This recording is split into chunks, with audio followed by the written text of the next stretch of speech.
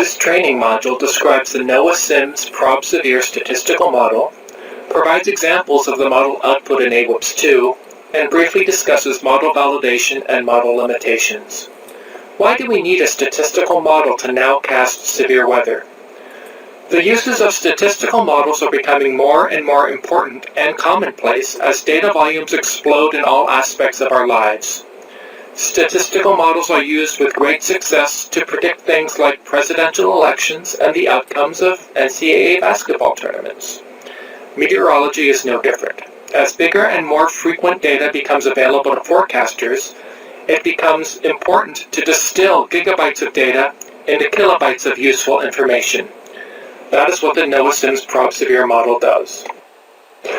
ProbSevere is a statistical model that employs numerical weather prediction environmental information, satellite observations, radar observations, and total lightning observations. Before a brief discussion of the statistical model and data used, it is critical to define the objectives of the model.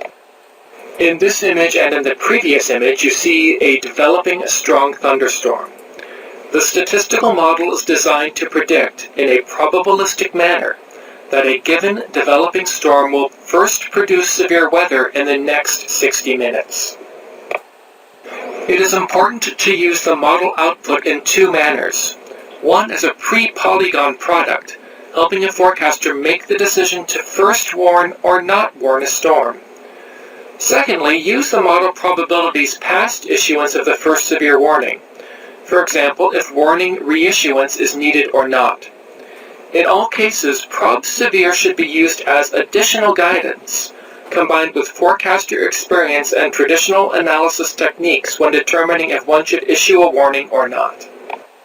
Every detail of the statistical model is not important for understanding the model on a high level.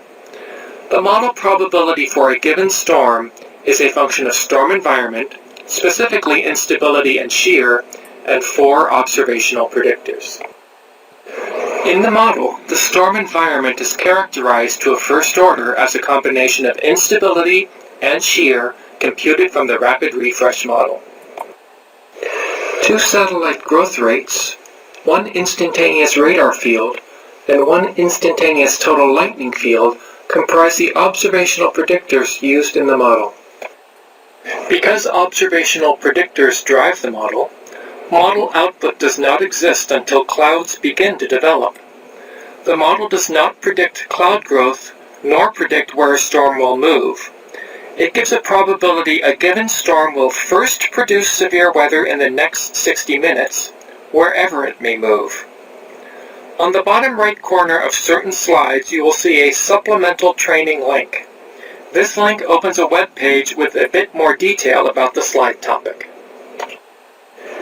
A few more details about the input data into the statistical model are beneficial.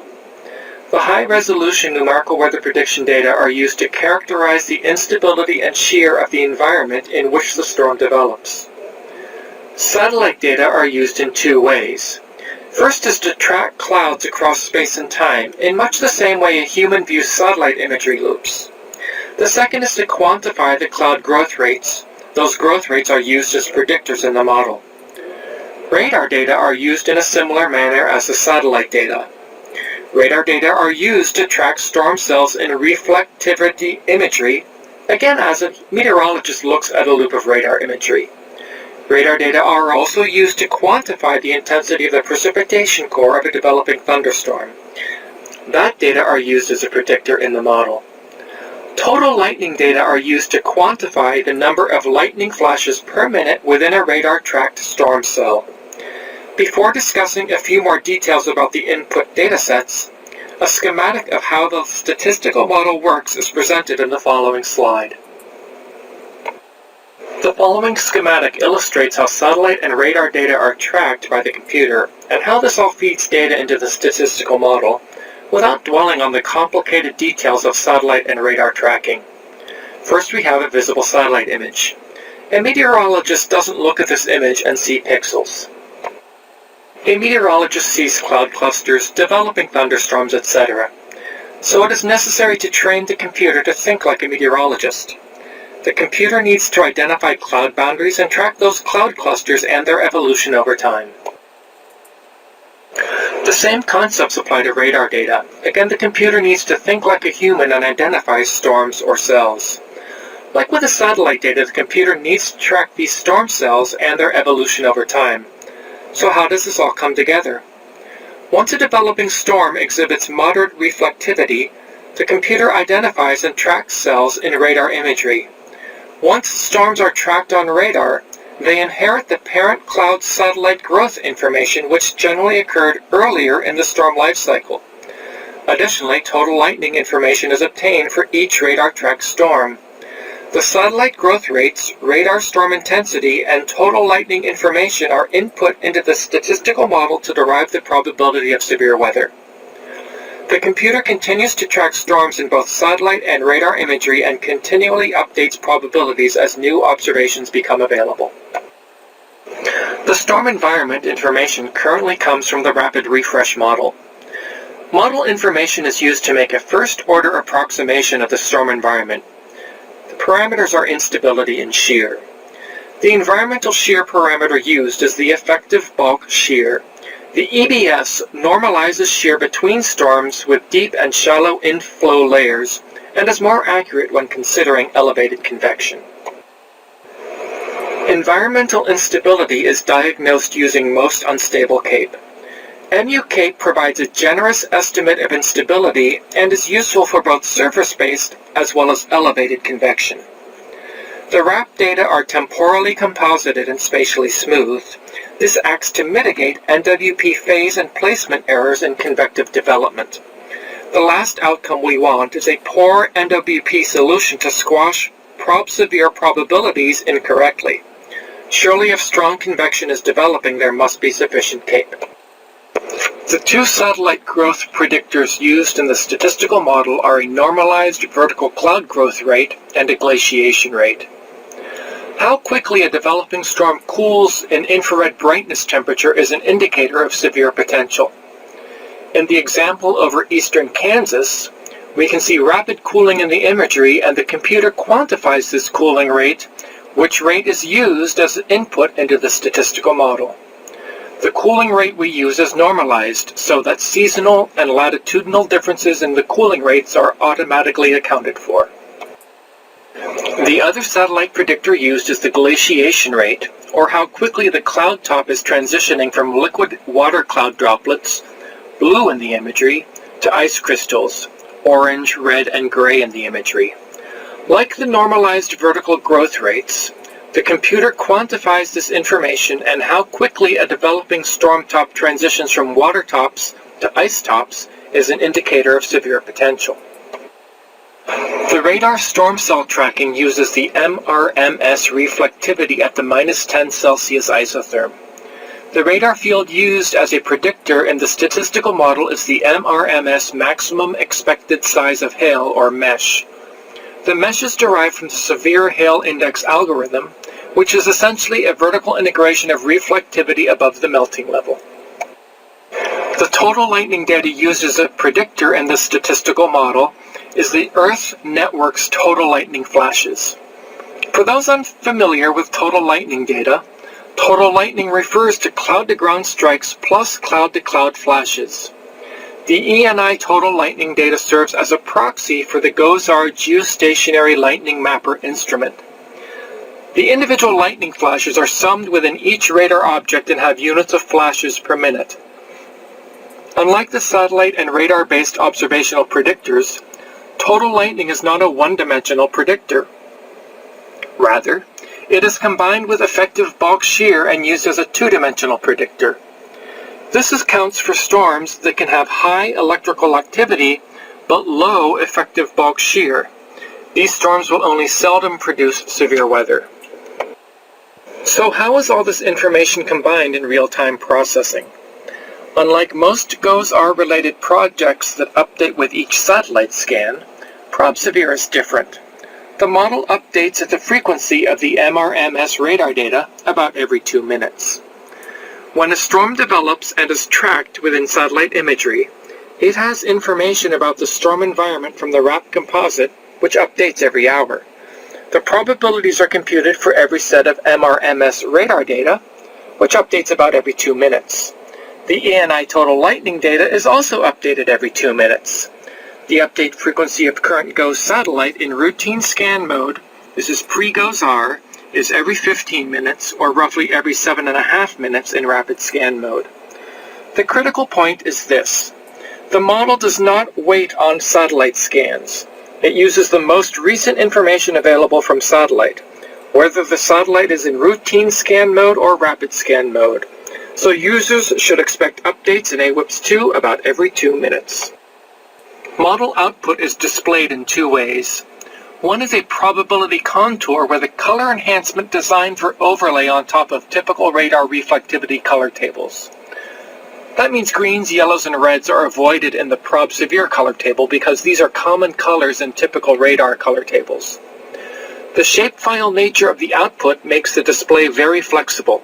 The contours can be overlaid on any field within AWIPS-II, for example, radar velocity. Additionally, the model probability and each model predictor is displayed as text when sampling is turned on. The following bullets briefly describe the text readout. The first field is Prob Severe probability. This ranges from 0 to 100% for any given storm cell. Most unstable CAPE from the wrap composite for the storm cell is also listed. Next comes effective bulk shear from the wrap composite. The MRMS mesh value is listed, with time and a value provided. Note that the MRMS may not match a single radar site mesh algorithm, either the time or the value. The normalized vertical growth rate of the storm is listed. It is the maximum value attained during the growth stage of the storm and the time that maximum value occurred. The units are percentage of the troposphere depth the cloud grew per minute. The exact values are not terribly important. We append a statistical measure of intensity with the terms weak, moderate, or strong. Glaciation rate is the rate at which the storm top transitioned from liquid water droplets to ice crystals. It is the maximum value attained during the growth stage of the storm and the time that maximum value occurred. The units are a percentage of water to ice conversion per minute.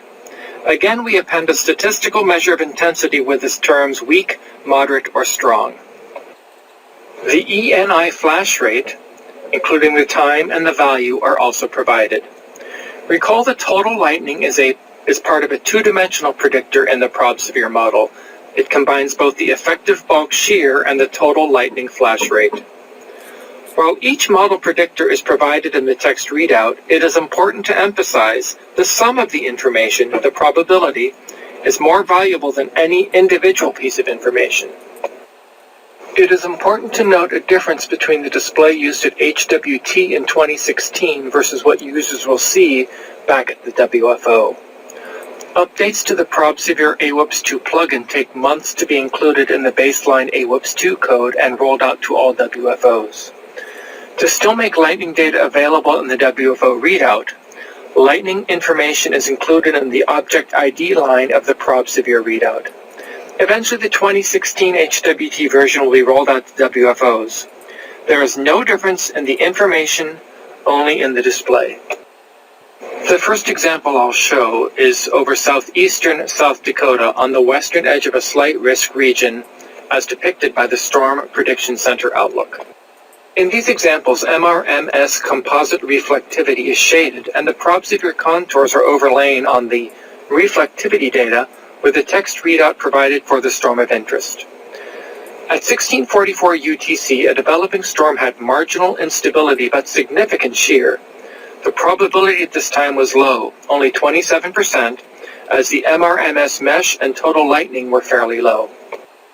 2 minutes later, at 1646 UTC, satellite growth rates were diagnosed and included into the Prob Severe calculation. Both the vertical growth rate and glaciation rate were in the strong category, and this drove the probability up to 54%. 2 minutes later, at 1648 UTC, the storm continued to intensify as indicated by the mesh and total lightning readouts. The probability again jumped now to 78%. 38 minutes later, a severe thunderstorm was issued by the Sioux Falls Weather Forecast Office, and the storm continued to exhibit high probabilities. 6 minutes later, the first severe report of golf ball-sized hail was received. This example demonstrates how Prob Severe can be used to identify a storm that is likely to produce severe weather and potentially be used to increase lead time. For those interested, the storms over extreme northwestern Iowa, southwestern Minnesota had lower probabilities and did not produce severe reports. What value do satellite growth rates provide? Using this example, you can see at 1646 UTC, by removing the satellite observations, Prob Severe probability is cut in half. Removing the satellite growth rates reduced the amount of lead time gained. The next example is within a general thunderstorm risk region over southeastern Virginia on the evening of May 6, 2014.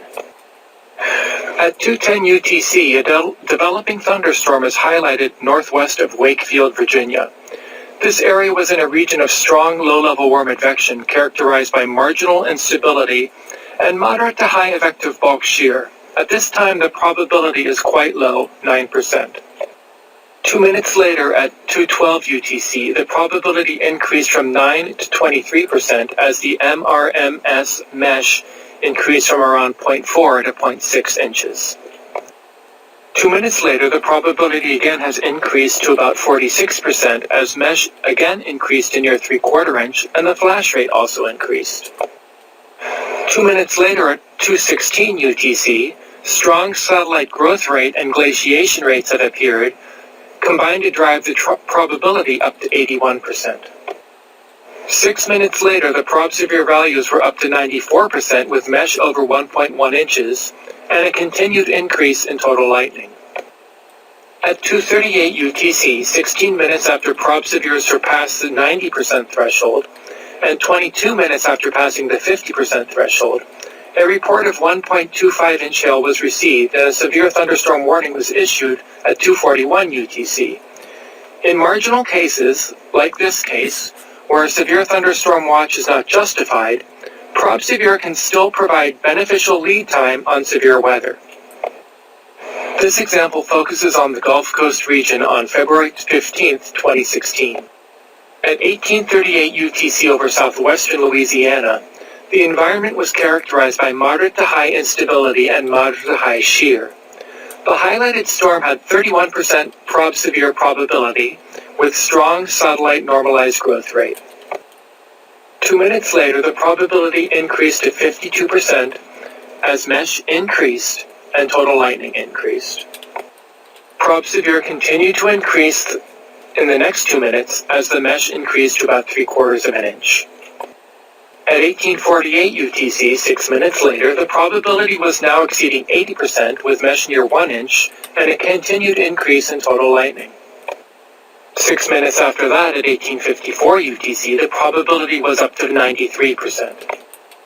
Small fluctuations of Prob Severe probabilities occurred between 1854 and 1912 UTC, but maintained values in excess of 80%.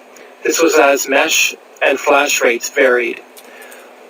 Also, while not the focus of this example, the line to the north and the cell to the southeast also produced severe reports.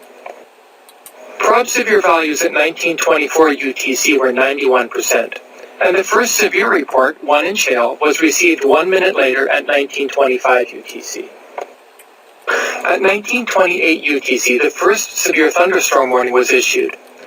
Again, Prob Severe can be used to identify storms that are likely to produce severe weather, and in conjunction with a forecaster's experience and examination of all radar tilts, can be used to increase lead time. If you are looking further to the northeast earlier during this event, over southwestern Mississippi at 1708 UTC, Prob Severe values there were drastic underestimates. In this example, a severe warned storm has a Prob Severe value of 5% and produced 3 wind damage reports between 1705 and 1737 UTC. This example highlights the most significant shortcoming in the current configuration of the Prob Severe model. In this case, while the environment was supportive of severe weather, the observational predictors did not appropriately reflect the situation. The mesh values are low, little lightning exists, and the satellite was not able to determine growth rates, indicated in the readout by N/A. The next phase of Prob Severe research will look to provide hazard-specific probabilities, for example, hail, wind, and tornado, that will allow for the most physically relevant numerical weather prediction and observational predictors to be used for each hazard type. The following two examples demonstrate how the 2D total lightning and effective bulk shear predictor in the Prob Severe model improved performance compared to the 2015 implementation. The first example is focused on southern Georgia on June 29, 2014. In this example, the 2015 version of Prob Severe is on the left, and the 2016 version, with total lightning and effective bulk shear predictor, is on the right. Over southern Georgia at 2254 UTC, the environment was typical of the southern U.S. in the summertime, high values of CAPE and low shear. Both models had relatively low probabilities for the storm of interest at 2254 UTC, 17% in the old version and 1% in the new.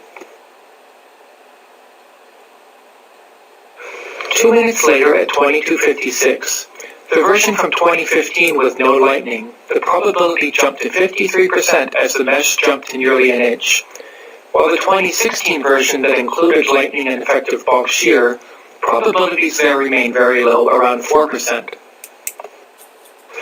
At 2258 UTC, the no lightning version from 2015 of the model had 76% probability, while the 2016 version that included lightning had a probability of over 11%, despite a brief spike in MRMS mesh to 1.33 inches.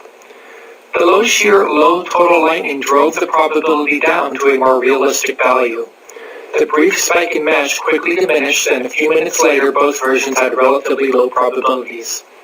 This example is representative of many high CAPE low shear false alarms that are eliminated by including the total lightning effective bulk shear predictor. This next example demonstrates how the Prob Severe model improved compared to the 2015 implementation for a QLCS event over the upper Mississippi Valley on June 30th, 2014. As before, the 2015 version of Prob Severe is on the left, and the 2016 version with total lightning and effective bulk shear as a predictor is on the right.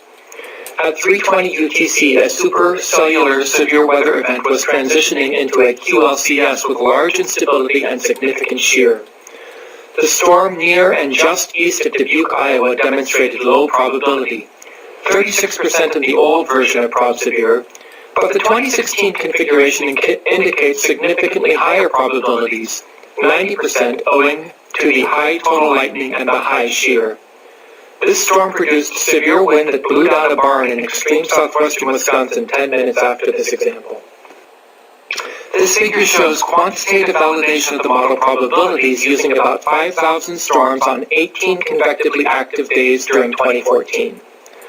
The figure shows the probability of detection, false alarm rate, and critical success index for the most skillful model probability level, which is a 60% threshold in this case, and the National Weather Service warnings. Local storm reports are used as truth. These statistics are for only the first severe weather report associated with each storm. The probability of detection is 63% for the model versus 69% for the Weather Service. The false alarm rate is about 54% for the model and 42% for National Weather Service warnings.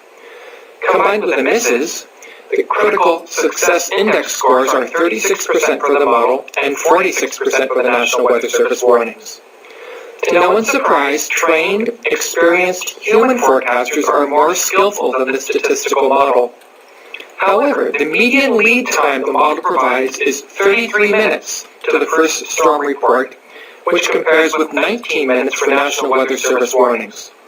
So the model has less but comparable skill and provides an additional 14 minutes of median lead time on the National Weather Service warnings. The previous slide demonstrated skill for the first report with each storm. This slide assesses Prob Severe skill for all storm reports during 5 days of late May, June, July, and August 2014, so 20 days total. This 2015 Prob Severe configuration is on the left, and the 2016 configuration is on the right as before. The sample sizes include 2,125 storm reports and over 600,000 Prob Severe storm forecasts. The analysis shows that the inclusion of total lightning effective bulk shear as a predictor increases the CSI for all probability thresholds. Those are the red curves. The maximum CSI score increased from 38% for the 2015 configuration at the 80% threshold to 43% for the 2016 configuration at the 60% threshold. The CSI increase is largely attributed to a reduction in the false alarm rate, which is the blue curve. Probability values between 50 and 80% have nearly the same CSI values for the 2016 Prob Severe configuration. That means a forecaster can choose which threshold to use most often. Lower probabilities for increased probability of detection false alarm rate, but more lead time, or higher probabilities for lower probability of detection false alarm rate, but less lead time. In addition to skill analysis, reliability diagrams are important for probabilistic forecasts like those produced by Prob Severe. The 2015 version reliability diagram is on the left, and the 2016 version is on the right, measured against all reports. The 2015 reliability was good, but clearly demonstrated an over-forecasting bias. That is, the red line is to the right of the 1-to-1 line. The 2016 reliability is much better. The model still tends to over-forecast for middle and upper probabilities, but much less so than the 2015 version. This slide shows reliability analyses for all reports as a function of NU CAPE and effective bulk shear. The plots contain many details, but the main points are this. 1. The model tends to over-forecast in regions of low shear, although less so for high CAPE and low shear. 2. For moderately sheared environments, Prob Severe transitions from a small under-forecasting bias in low CAPE regions. It's well-calibrated in moderate CAPE regions, and there's over-forecasting in high CAPE regions. 3. The model is generally well-calibrated in high shear environments. The model performance is good, but there are some biases that should be considered when using the model output. The current GOES contains a 30-minute observation gap every 3 hours, and storms that develop during those gaps will be under forecast as the growth rates are essentially washed out by the poor temporal resolution. Storms developing beneath thick cirrus shields or anvils are generally under forecast. The reason being is that the model is essentially running with only numerical weather prediction, lightning, and radar information because the satellite could not observe the growth of the storm. Once developing convection transitions to linear modes, the probabilities afterwards are often under forecast, especially for shallower linear convection with low lightning and low mesh. Storms that are only sampled by one radar may be under forecast or over forecast since the benefits of the MRMS data are not gained. Lastly, a tornado genesis mechanism is not represented well in the model. A few other things to keep in mind when using the model probabilities, and one thing that's new. This model will not give forecasters guidance on the type of severe hazard, and the model will not provide lead time to every storm. Bear in mind the environmental factors in addition to the instability and shear. The model is most skillful and provides the most lead time when satellite can observe the development of the storm from immature cumulus to mature cumulonimbus. And finally, new, Prob Severe now includes GOES-West for the Western United States. Keep in mind that radar beam blockage and reduced lightning detection efficiency can occur in this region. A radar object will use the largest satellite growth rates regardless of satellite zenith angle, so either GOES-East or GOES-West data might be used. That way, for example, RSO for GOES-West could be used if GOES-East were in routine scan mode. Keep in mind that pixel area gets quite big at very large zenith angles, so the growth rates will generally be lower for satellites there. Forecasting severe storms is not easy. The statistical model is intended to distill gigabytes of data into kilobytes of useful information regarding the severe potential of developing storms in a clear, concise manner. It is important to re-emphasize that the model will be most useful when it's incorporated into your current warning procedures, and it can help increase confidence in issuing warnings on average of 1 to 4 next read volume scans earlier. That might be done without the probability information. The details of the underlying statistical model, the input datasets, and the cloud and radar tracking have been omitted from this training, but those details can be found in the references listed here. The first reference specifically provides statistical model details and a more comprehensive analysis of the validation statistics. Please contact the statistical model researchers with questions, suggestions, etc. at the email addresses provided. To access this training online and access supplemental training material links from the presentation, please follow the URL provided. This concludes the Prob Severe training module.